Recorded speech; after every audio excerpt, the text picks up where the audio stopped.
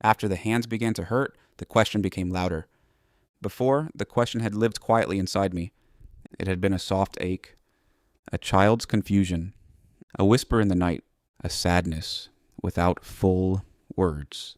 But in the house of other people, after help became control, after kindness became debt, after discipline became humiliation, the question changed. It no longer asked gently, it accused.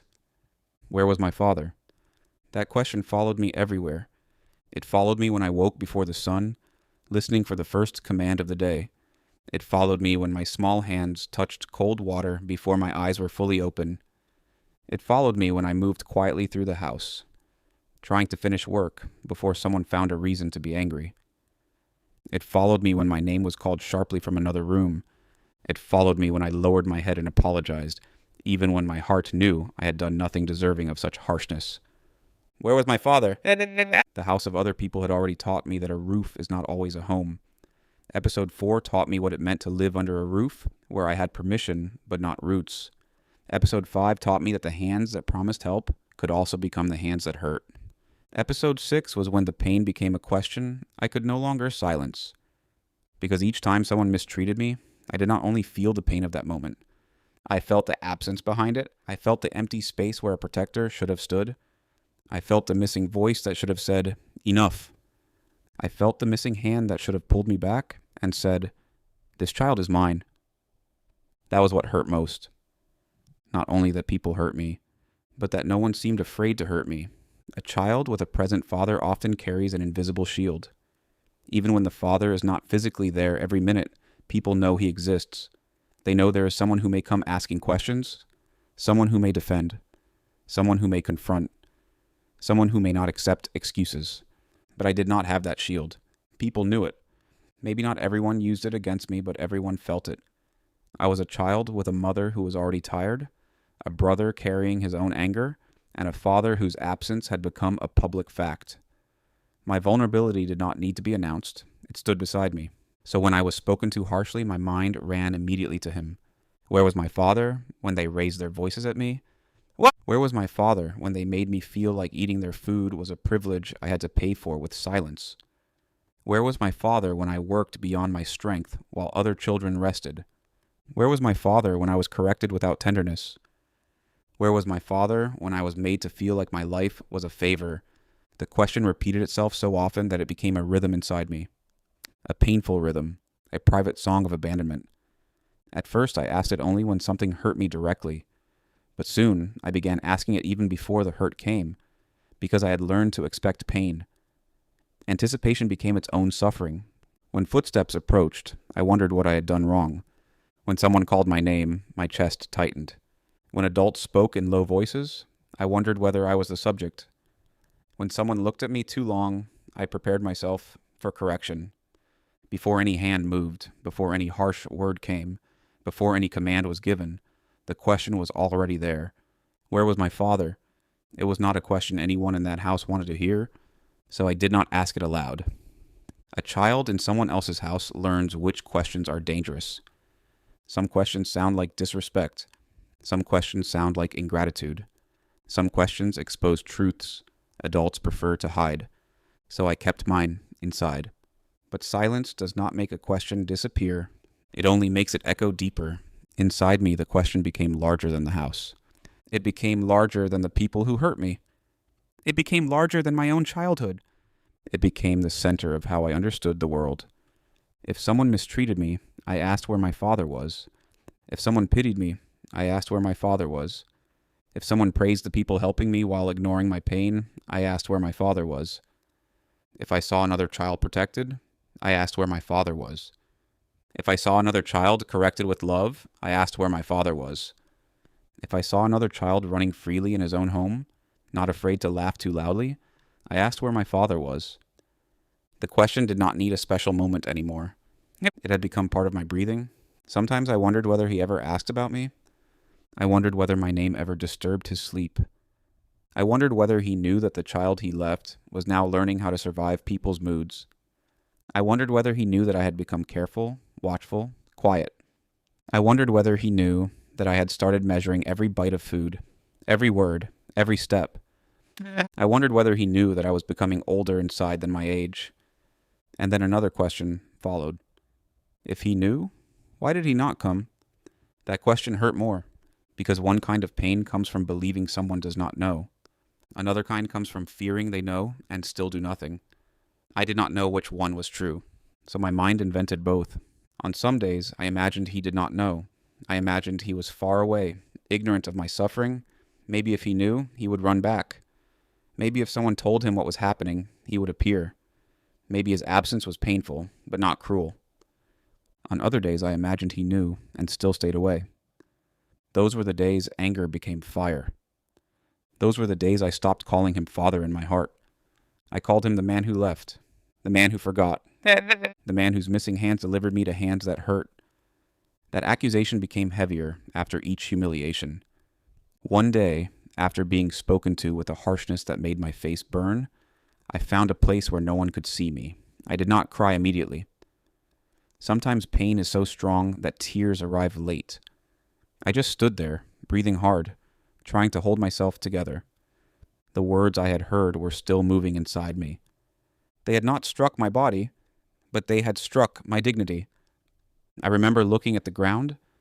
Dust rested on my feet. My hands were tense. I wanted to scream, but I knew no one would welcome my scream. I wanted to run, but I had nowhere to run that would not create more trouble. I wanted to defend myself, but a child under another person's roof has limited courage. So I stood there, and the question rose again. Where was my father? Not as a whisper this time, as something almost violent. Where was he when I needed him? Where was he when people made me feel small? Where was he when I was learning fear instead of childhood? Where was he when my heart was breaking in a house that was supposed to help me?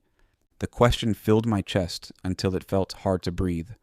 For a moment, I hated him completely. At least I thought I did.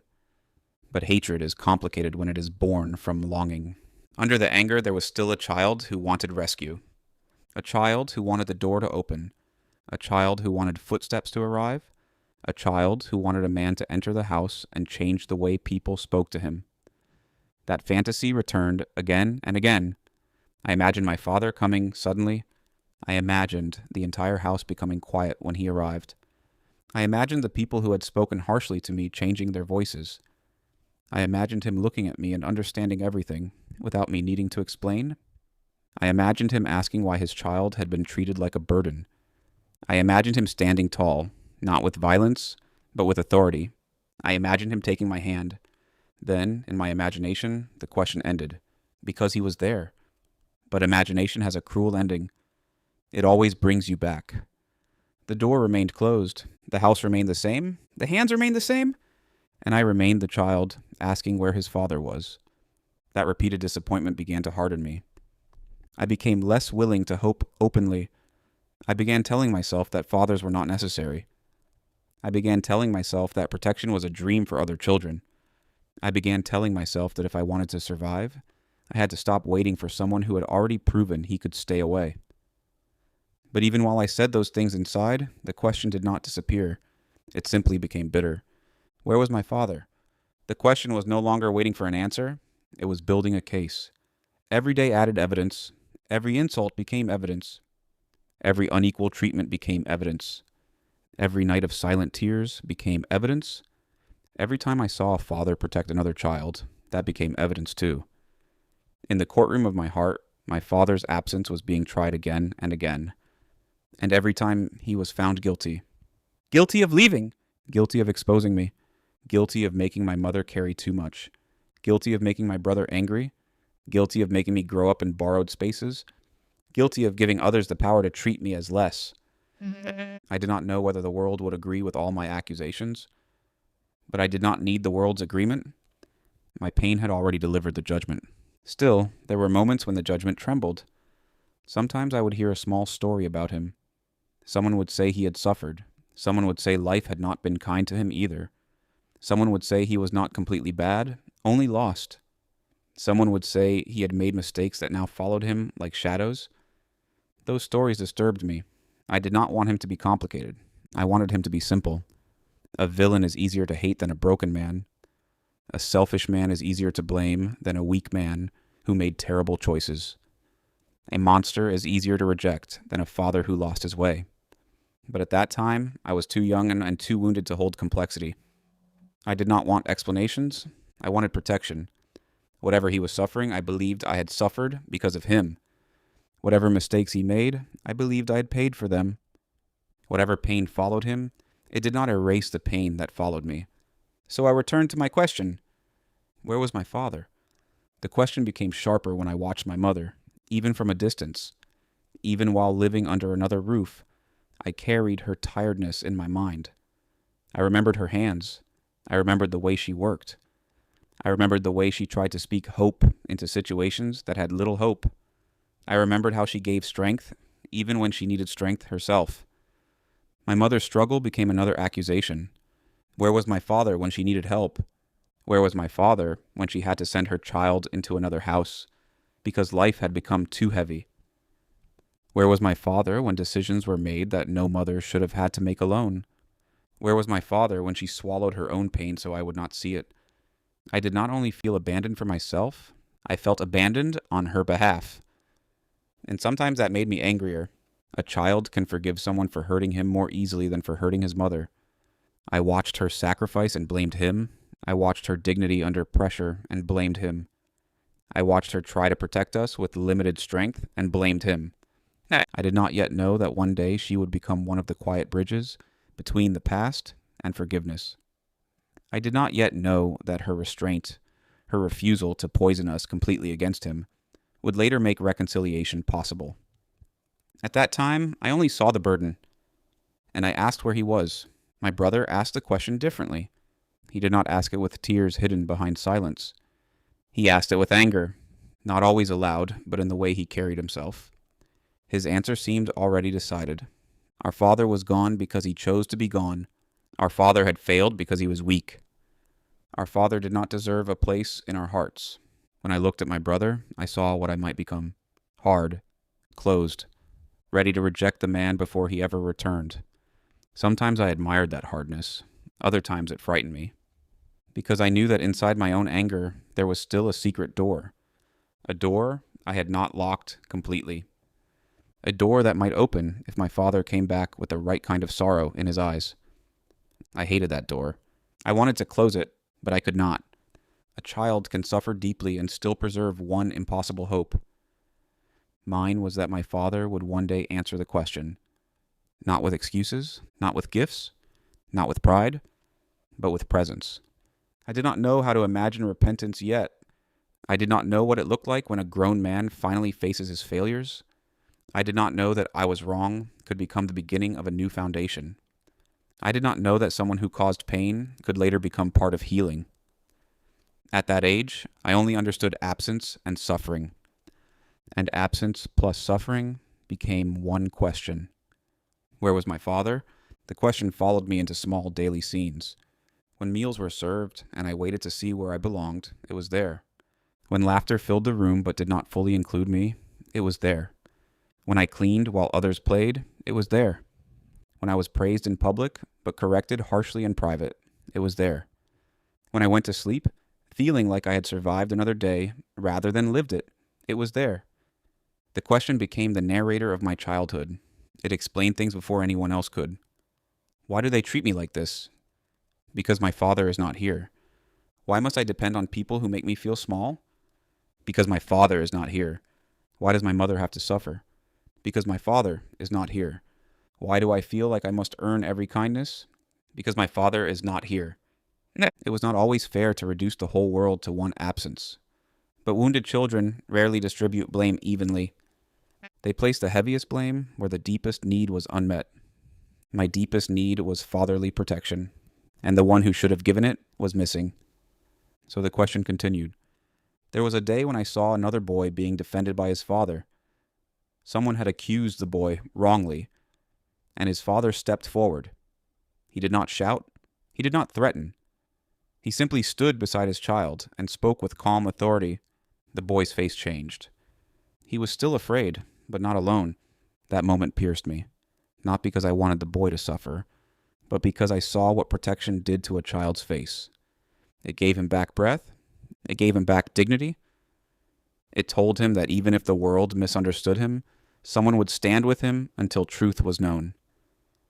I walked away from that scene carrying a pain I could not explain. All day, the image stayed with me. A father standing beside his child, a child becoming less afraid because of that presence.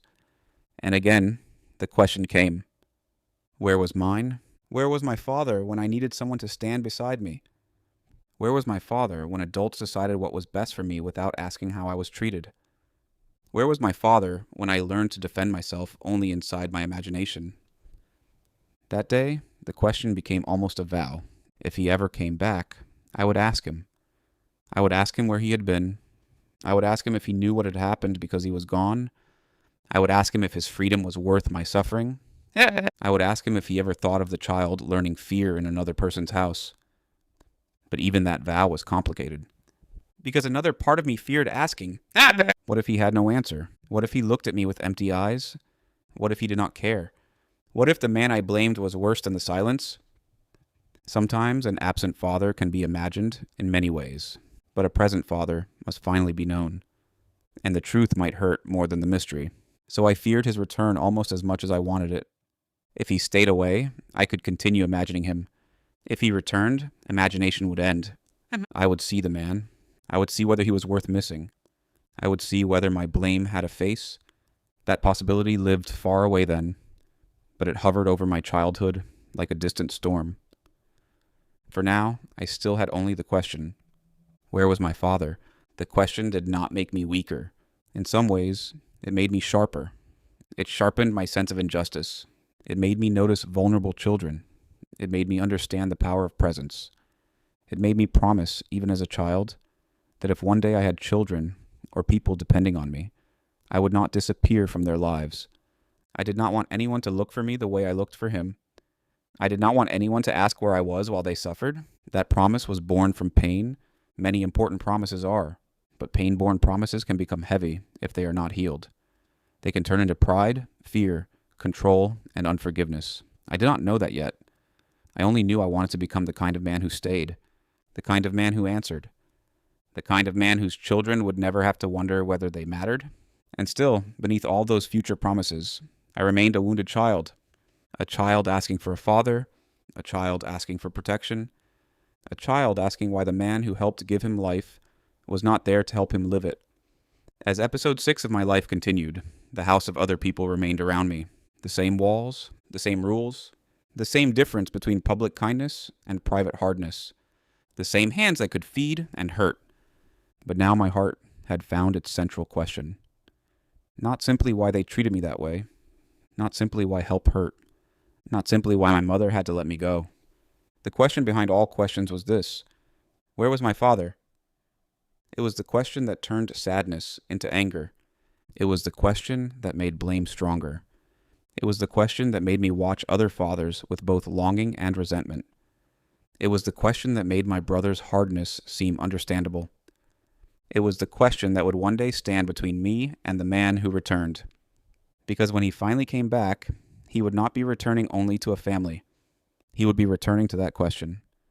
He would be returning to every night I asked it. Every tear I swallowed after asking it. Every humiliation that made it louder. Every dream of rescue that ended with an unopened door. Every moment his absence became the explanation for my suffering. He would have to face all of that. And I would have to decide whether his repentance was strong enough to meet the question. But that day had not yet come. For now I was still under the roof of others, still learning to survive the hands that hurt, still measuring my words, still hiding my tears, still blaming a man I had not yet truly known, still carrying the question like a burning coal inside my chest. Where was my father? And because no answer came, the child in me began to answer for him. He was not there. He did not come. He left me. And until he returned, that answer was the only truth I knew.